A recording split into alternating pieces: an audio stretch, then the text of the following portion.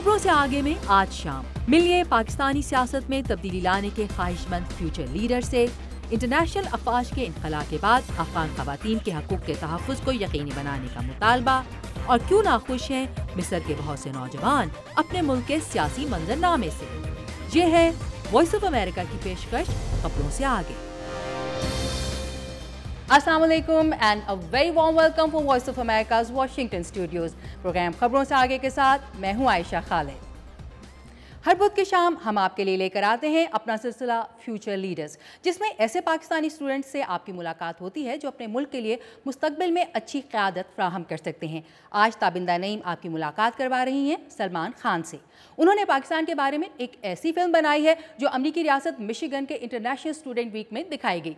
सलमान खान पाकिस्तान वापस जाकर अपने मुल्क की सियासत में मस्बत तब्दीली लाना चाहते हैं। वो और क्या कह रहे हैं, जानते हैं ताबिंदा नईम से।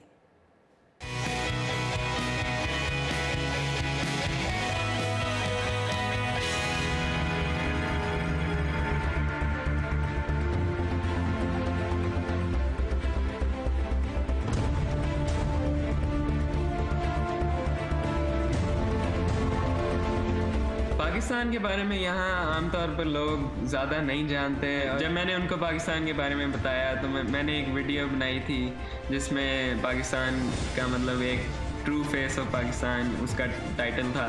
तो वो 6 मिनट की वीडियो थी, उसमें उन्होंने सारा कुछ मैंने कवर किया और सारे स्टीरियोटाइप्स और जो पाकिस्तान के बारे में ओपिनियंस हैं जो गलत हैं उनको मैंने टैकल किया। तो कई लोग जो हैं वो तो उन्होंने मुझे कहा कि हम तो सोचते थे कि पाकिस्तान में सिर्फ जो है रेगिस्तान ही होता है और पाकिस्तान में जो है हर रोज़ जो है कहीं पर बम फट रहा है और लोग मर रहे हैं और कोई पाकिस्तान जाना नहीं चाहता, कोई टूरिज़्म जो है वो हमारे दिमाग में ही नहीं। तो वो बड़े हैरान हुए कि पाकिस्तान में इतनी खूबसूरत जगह हैं। तो ये मैंने सारा कुछ उन्हें बताया।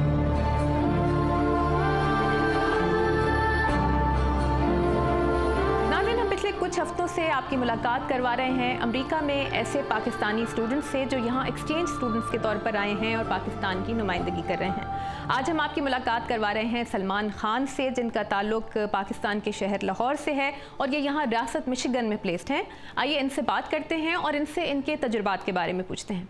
जी सलमान, बताइए कि यहाँ पर आकर आपको किसी चीज़ ने हैरान किया या कोई चीज़ आपको अच्छी नहीं लगी या कोई चीज़ जो आपको बड़ी अजीब सी लगी लेकिन फिर वो आपको अच्छी लगने लगी और आप वापस पाकिस्तान जाएंगे तो आप वो चीज़ लेकर जाएंगे यहाँ से?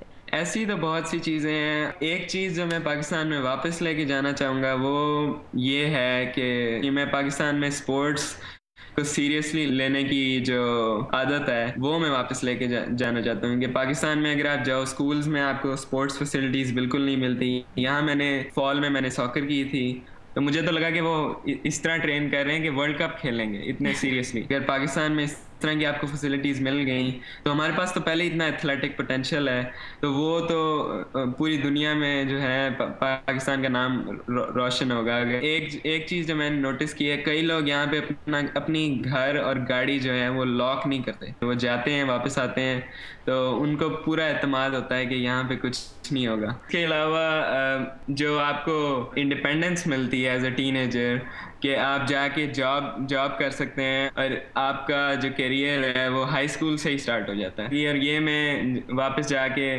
पाकिस्तान के नौजवानों को ज़रूर बताऊंगा कि खुद इंडिपेंडेंट होने की ज़्यादा ज़रूरत है। हमारा मुल्क जो है वो इतनी ज़्यादा डेवलपमेंट नहीं हो रही है तो हमें टेक ओवर करना है इंस्टेड ऑफ द पॉलिटिशियंस। अच्छा, ये बताइए पहले अपने पाकिस्तान के स्कूल के बारे में थोड़ी सी बात करें और फिर उसके बाद ये बताइए कि अमेरिका में आपका स्कूल पाकिस्तान के स्कूल से किस तरह मुख्तलिफ है?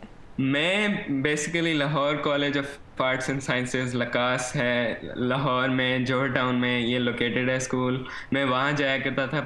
यहाँ पे जो मेरा स्कूल है वो काफ़ी मुख्तलिफ है पाकिस्तान के स्कूल से, क्योंकि यहाँ का सिस्टम बहुत डिफरेंट है। अगर आप क्लासरूम्स में जाओ तो हर टीचर की अपनी क्लासरूम है और आपकी एक क्लास जो है उसमें तकरीबन 100 से ज़्यादा स्टूडेंट्स जो हैं वो होंगे।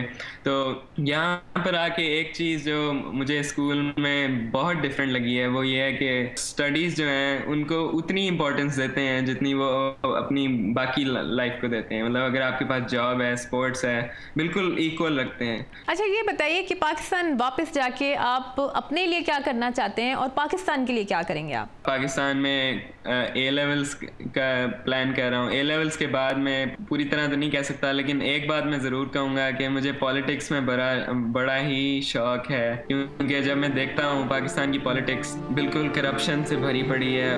ایک لیڈر آتا ہے, اس کے بعد دوسرا, پھر وہی آ جاتا ہے. تو یوتھ آرگنائزیشنز میں ضرور جوائن کروں گا اور ایکٹیوسٹ بننا چاہتا ہوں.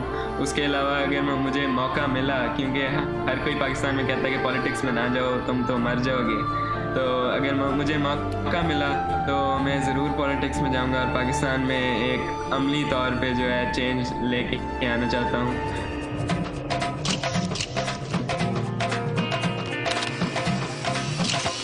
جذبہ چھو جانے کا, جذبہ بڑھ جانے کا, کچھ آزمانے کا, دل کو دھڑکانے کا, یہ میرا جذبہ ہے, یہ سچ جذبہ.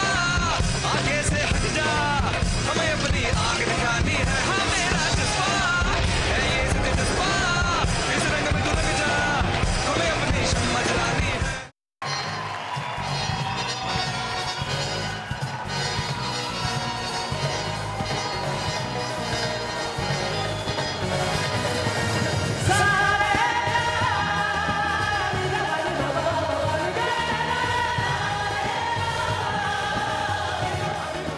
جو سیکھا وہ بیٹل فیلڈ میں سیکھا. یہ اس طرح سے بالی ووڈ میں میری انٹری ہوئی ہے.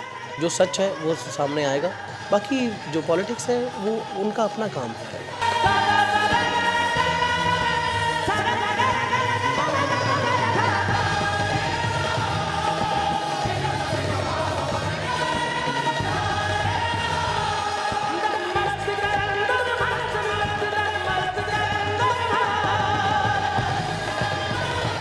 یہاں ایک بریک, اور افغان خواتین کا اپنے ملک کے قیام امن کے پروسیس میں حصہ لینا کیوں ضروری ہے, جانیے اس بریک کے بعد.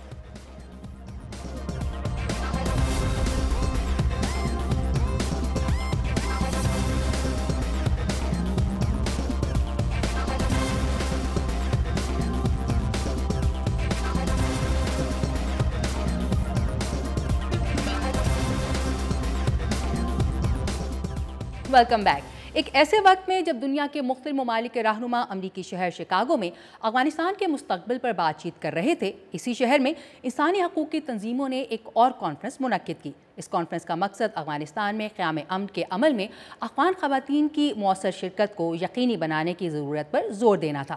ہماری اگلی رپورٹ میں چند ایسے ایکٹیوسٹ کی آراء شامل ہیں جن کو خطرہ ہے کہ غیر ملکی افواج کے انخلا کے بعد خواتین کے حقوق کے سلسلے میں ہونے والی کامیابیاں ضائع ہو سکتی ہیں. منیزہ ناظری افغانوں کی اس بڑی تعداد میں شامل ہیں جنہیں ایک دہائی سے زائد عرصے کی جنگ کے بعد سن 2014 میں افغانستان سے انٹرنیشنل افواج کے مکمل انخلا کے بعد اپنے ملک کے مستقبل کے بارے میں تشویش ہے.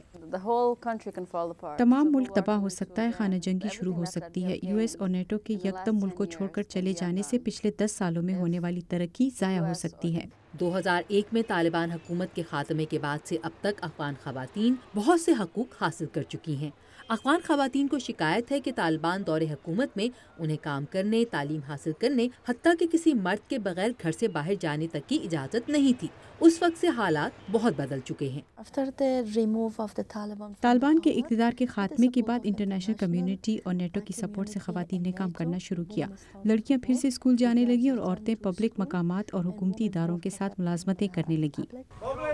لیکن انسانی حقوق کے افغان اور انٹرنیشنل ایکٹیوسٹ کو پریشانی ہے کہ غیر ملکی افواج کی واپسی سے یہ ترقی ضائع ہو جائے گی.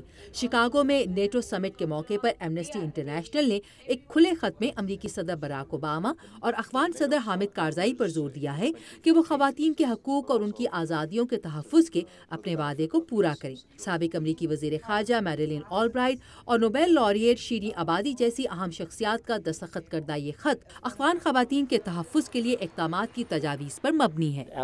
افغان خواتین کو قیام امن کے کام کی منصوبہ بندی، مذاکرات اور اس پر عمل درآمد کے کام میں قومی اور لوکل دونوں لیولز پر حصہ لینا چاہیے۔ ہمارا مطالبہ آنے والے سالوں میں خواتین اور سول سوسائٹی دونوں کی سپورٹ کو یقینی بنانے کے لیے ایک ٹرسٹ فنڈ کا قیام ہے۔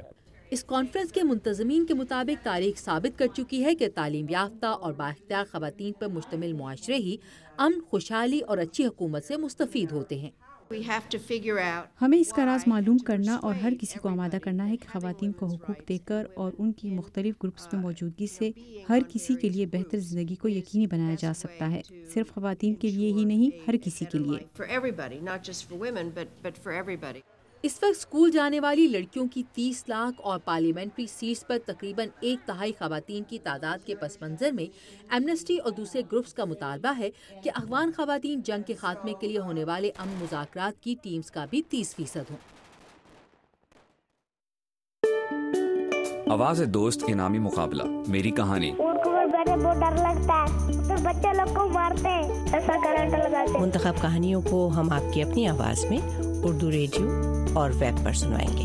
ہر ماہ 3 منتخب کہانیوں پر بڑے انعامات دیے جائیں گے، لیکن پروگرام میں نشر ہونے والی ہر کہانی کسی نہ کسی انعام کی مستحق ہوگی۔ کہانیاں بھیجنے کے لیے پاکستان میں ہمارا پتہ ہے میری کہانی، voice of America Urdu service, PO box number 1353 یعنی 1353 اسلام آباد، پاکستان۔ مزید تفصیلات کے لیے urduvoa.com۔ مصر میں ہونے والے صدارتی انتخابات اس ملک کی طویل تاریخ کے دوسرے صدارتی انتخابات ہیں، جس میں 1 سے زائد امیدوار حصہ لے رہے ہیں۔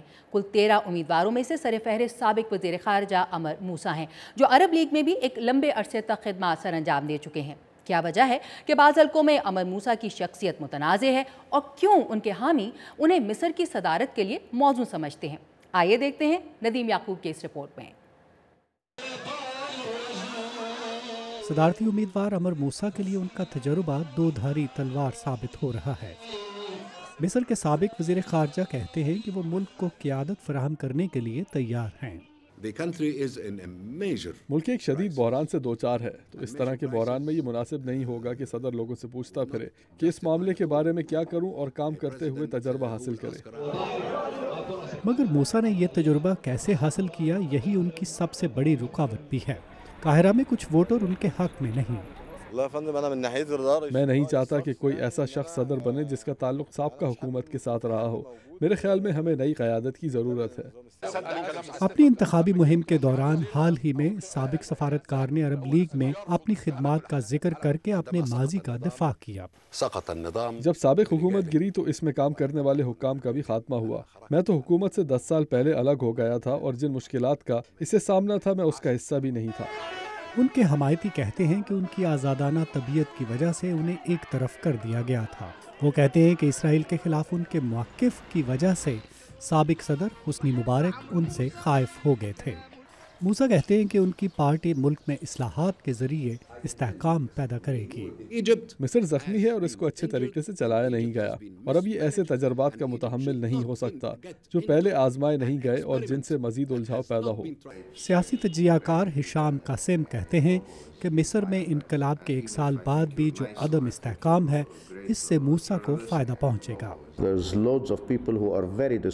مصر میں بہت سے ایسے لوگ ہیں جو ملک کے حالات سے پریشان ہیں، اور جو لوگ حکمرانوں کے خلاف اٹھ کھڑے ہوئے تھے وہ شہری تھے۔ دیہاتوں میں ووٹرز زیادہ قدامت پسند ہیں جو استحکام چاہتے ہیں، تو یہ عوامل موسیٰ کے لیے مثبت ثابت ہو سکتے ہیں۔ اپنے ماضی اور مستقبل میں چلتے ہوئے موسیٰ نے وعدہ کیا ہے کہ اگر وہ منتخب ہوئے تو صرف ایک ہی مدت کے لیے ہوں گے، اور اس عبوری دور میں ملک میں استحکام لائیں گے۔ الزبتھ ایرٹ کے ساتھ ندیم یعقوب، اردو VOA۔ اس صدارتی انتخاب میں آج اور کل دونوں دن ووٹس ڈالے جائیں گے۔ چونکہ صدر حسنی مبارک کے طویل دور اقتدار کے خاتمے کے بعد ملک کی صدارت کے لیے یہ پہلا صدارتی معرکہ ہے، اس میں مصری عوام کا جوش و خروش قدرتی ہے۔ خاص طور سے نوجوانوں کی ایک بڑی تعداد کے اپنا حق رائے دہی استعمال کرنے کی توقع کی جا رہی ہے۔ تاہم اس رپورٹ میں محمد عاطف جائزہ لے رہے ہیں ان وجوہات کا جن کے باعث گزشتہ سال کی انقلابی مہم میں حصہ لینے والے نوجوانوں کی ایک بڑی تعداد اس انتخابی عمل کو اپنی سوچ کا ترجمان نہیں سمجھ رہی۔ مصر میں آنے والی تبدیلی کا صحرا نوجوانوں کے سر ہے، جس میں انہوں نے طویل عرصے سے اقتدار پر براجمان افراد کو مسترد کر دیا، لیکن بہت سے نوجوان مایوس ہیں کیونکہ سابق انتظامیہ میں شامل رہنے والے عمر موسیٰ اور احمد شفیق بھی انتخابی امیدوار ہیں۔ دیگر قابل ذکر امیدواروں میں قدامت پسند عبدالمنیم عبدالفتح اور محمد مورسی شامل ہیں۔ مصطفیٰ عبدالرحمان کاجو مصنف ہیں اور گزشتہ سال اپریل میں شروع ہونے والی نوجوانوں کی تحریک کے رکن بھی ہیں۔ یہ لازمی نہیں کہ ہمارا صدر نوجوانوں کی تحریک کا ترجمان یا روشن خیال ہو۔ ہمیں مصر کے لیے اسلامی سوچ رکھنے والا صدر قبول ہے، لیکن شرط یہ ہے کہ وہ آزادی اظہار رائے اور ووٹ کے حق کا احترام کرے۔ مستقبل کا مصر کیسا ہونا چاہیے، اس پر مذہبی جماعتوں اور نوجوان مظاہرین کی سوچ بٹی ہوئی ہے، لیکن ایک چیز جو مشترک ہے وہ ہے ماضی میں ان پر کیا جانے والا جبر۔ ہیومن رائٹس واچ کی ہیبا مورایف کہتی ہیں کہ ایک حالیہ مباحثے میں اس کا ثبوت نظر آیا۔ عبدالفتح نے مظاہرہ کرنے کے حق کی بات کی، لیکن کہا کہ مظاہرین کو ہنگامہ کرنے کا حق نہیں اور حکومت پر لازم ہے کہ وہ مظاہرین کا دفاع کرے۔ اور عمر موسیٰ نے اپنے جواب میں استحکام اور ملک کی سیکیورٹی پر زور دیا۔ وہ سمجھتے ہیں کہ انہیں تبدیلی کے لیے سڑکوں پر آنے والے نوجوانوں سے بات کرنے کی ضرورت نہیں۔ کچھ نوجوان یہ سمجھتے ہیں کہ صدارتی امیدواروں میں سے کوئی بھی ان کی ترجمانی نہیں کر رہا۔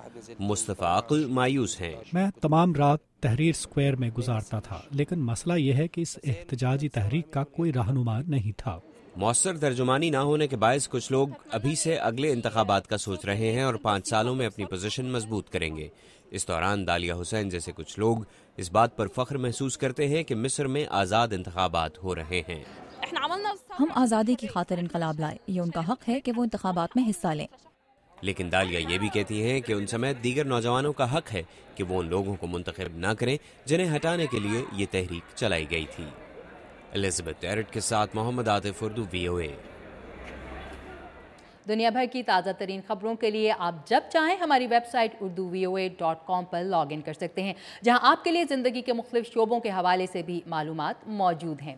اور وقت ہو گیا ہے ایک اور بریک کا، لیکن کہیں جائیے گا نہیں، کیونکہ بریک کے بعد ہم آپ کو دکھائیں گے ایک ایسا کام جو لے رہے ہیں کچھ امریکی پالتو جانوروں سے۔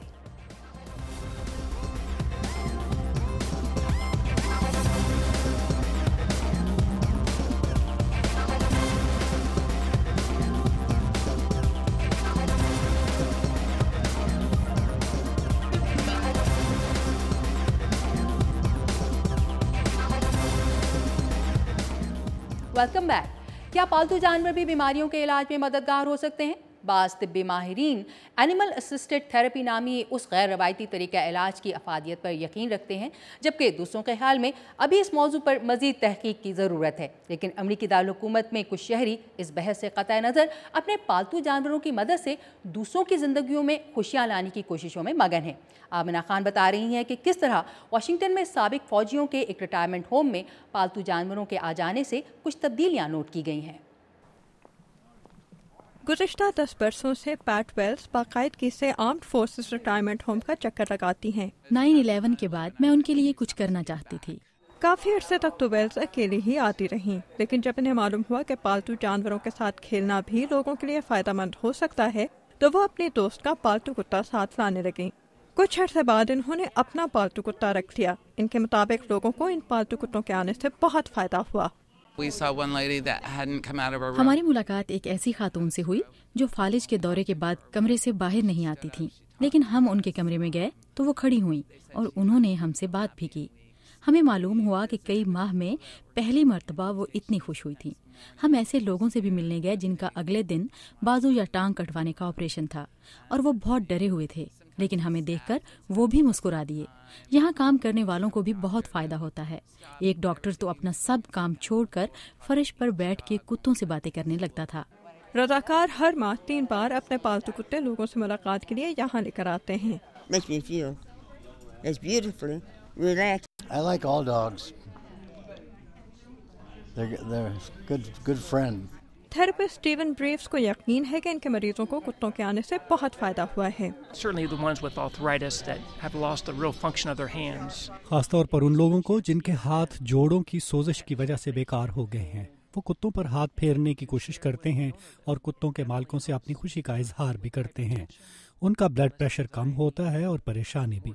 उनका अकेलेपन का एहसास भी कम होता है। वो अपने कमरों से बाहर निकलकर तफरीह के इस कमरे में आते हैं। इसके नतीजे में उनका कम से कम एक दिन तो अच्छा गुजरता है। लेकिन फायदा रज़ाकारों और इनके पालतू जानवरों को भी होता है। रज़ाकार ट्रेसी बेट्स। मेरा पालतू कुत्ता लोगों की तवज्जो हासिल करके खुश होता है और पुरसुकून रहता है। इसके आने से लोगों पर क्या असर होता है ये देखना मेरे लिए बाइसे फख्र है। ये प्रोग्राम पीपल एनिमल्स लव नामी वाशिंगटन का एक इदारा चला रहा है। क्या आपके ख्याल में भी इस किस्म की थेरेपी लोगों के लिए फ़ायदेमंद साबित हो सकती है? हमें बताइए हमारे फेसबुक पेज पर या ट्विटर के जरिए। टाटियाना वोराश्को के साथ आमिना खान, उर्दू VOA। बिल्कुल, हमें अपने ख्यालात से आगाह करते रहिए हमारी सोशल मीडिया साइट्स पर। और जनाब, आजकल की दुनिया में एक तरफ शहर फैल रहे हैं तो दूसरी तरफ सरसब्द व शादाब इलाके सुकड़ते जा रहे हैं। ऐसे में बहुत से वो खेल भी ख़त्म होने को हैं जिन्हें खेलने के लिए बड़े बड़े मैदान दरकार हुआ करते थे। अमेरिकी रियासत वर्जीनिया में एक तारीखी खेल को आज भी जिंदा रखा जा रहा है। ये खेल क्या है और इसके खेलने के लिए कितनी जगह दरकार होती है, ये जानने के लिए देखते हैं अब्दुल अजीज़ खान की ये रिपोर्ट। वर्जीनिया गोल्ड कप को देखने के लिए पिछले 90 सालों से हर साल 50,000 के करीब लोग जमा होते हैं। जॉर्ज वेब पिछले 20 सालों से इसे देख रहे हैं।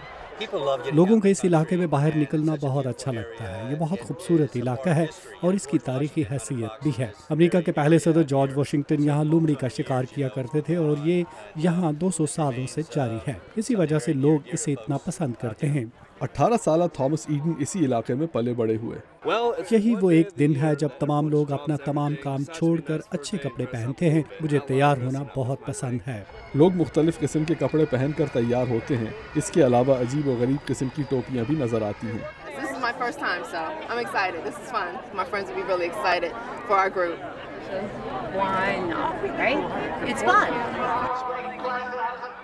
घोड़ों की रेस तो तारीख के सबसे पुराने खेलों में से एक है। अमेरिका में इसकी मकबूलियत कम होती जा रही है, मगर स्टीपल चेसिंग अभी भी मकबूल है। इस खेल में घोड़ों को छोटे टीलों पर से ले जाकर रुकावटों से गुजारना होता है। इस किस्म के मुकामात तो आज बहुत मुश्किल से मिलते हैं। इसी वजह से बहुत से मुकाबलों की जगह तब्दील करनी पड़ी हैं। गोल्ड कप भी यहाँ 1985 में आया था और इसके चारों तरफ तामीरी काम फैल चुका है। जॉर्ज वेब कहते हैं कि जो तंजीम ये मुकाबले मुनक्किद करती है उसकी यही कोशिश है कि ये जारी रहें। वर्जीनिया की इक्वाइन इंडस्ट्री यानी घोड़ों का कारोबार यहाँ की मईशत का एक बहुत बड़ा हिस्सा है। इसी वजह से इस ज़मीन को महफूज रखना उनके लिए ज़रूरी है। जब गोल्ड कप ने अपना पुराना इलाका खोया तो आर्थर एरेंडेल नामी शख्स ने 250 एकड़ पर फैला हुआ ये मैदान खरीदा। इसी से इन्होंने ग्रेट मेडो फाउंडेशन नामी नॉन प्रॉफिट इदारा शुरू किया। ये ज़मीन अब महफूज है और इसे लोग अतियात के ज़रिए कायम रखे हुए हैं।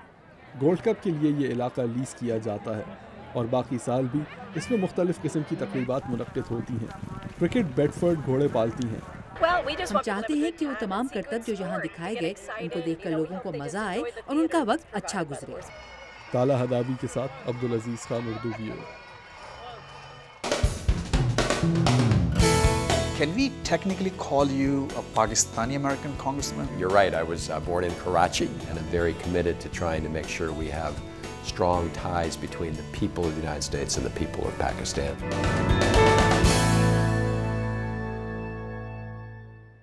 आज के लिए बस इतना ही। आज के शो में शामिल रिपोर्ट्स के बारे में आप हमें फेसबुक के ज़रिए अपनी राय से आगाह कर सकते हैं।